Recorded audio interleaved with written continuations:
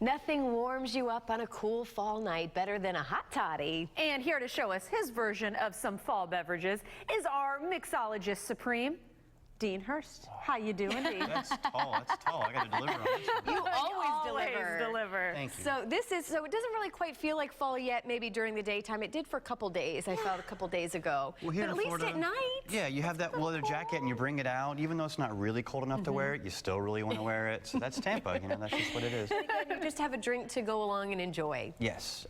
So me personally, I'm always going to go just for the Irish whiskey all by itself. But if you do want to add anything to it, there's a couple ways to kind of manipulate that. And the Irish coffee goes back to 1942 in the Shannon Airport in Ireland. So as the story goes, it was a really bad flight. They had to end up coming and bringing the passengers back to the airport.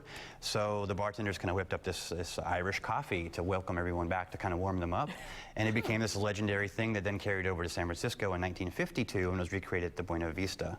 And now it's like this American tradition. I'm thinking as well. more airlines and more people need to continue doing this. Right? I think we'd probably have happier passengers. You get back to the airport and there's a hot toddy waiting for you. That's a good, or Irish coffee. That's excellent. Well, I was gonna say, what is the key? Because I know that I've gone to some restaurants before and it'll be like, yeah, I want a hot drink, but I'm not really sure what liqueur I want to do. And obviously, I'm not doing any liqueur these days. But what was the history of it that they tell us to try, or what do you suggest? Because there are so many different combinations you can do in this heated beverage alcoholic combination. It's true, always. But always debates with almost every cocktail, because you got to imagine there's a lot of drinking going on in the creation of said cocktail. But with the Irish coffee, to make it as it was originally made, and I'm even breaking some of those rules. They used brown sugar back then. Oh, okay. Originally. What do you use? Just sugar cubes, because usually those are things you have around the house, although brown sugar is kind of common. But I like to play around with different types of sugars when it comes to different whiskeys. Like there's palm sugar. There's this one that you'll find in Asian markets called white gourd preserve that I love with bourbon. So you can really tell the difference between the different types of sugars you use? Yeah, so basically if you want to get really into it, like you can say, this is the whiskey I like, and this sugar here pairs really well with it, and that's what I use to make my hot toddy or whatever. Okay. All right. I was going to say, well, let's make up. both of them in case people know the terms but really don't know how to execute the drink. Sure, we can do that. So here we have, so for the Irish coffee, we're going to put a sugar cube in there, because I'm making like a half version of this. So we want to make it just kind of small and petite.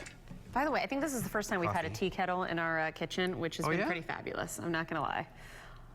Okay. So we're going to fill it up about like yay high with some coffee. And we're going to top it off. This one is a smaller glass, so we're just going to use 1.5 ounces of Irish whiskey. Wait, 1.5 ounces.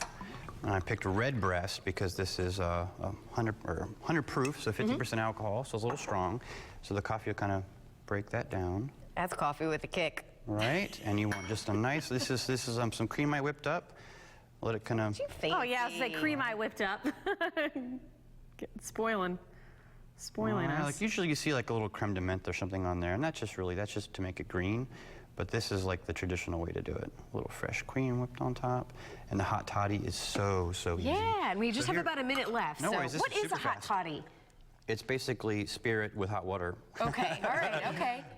So this, I actually decided to use a local rum because I like how funky it is, but you could use bourbon or just whiskey in general.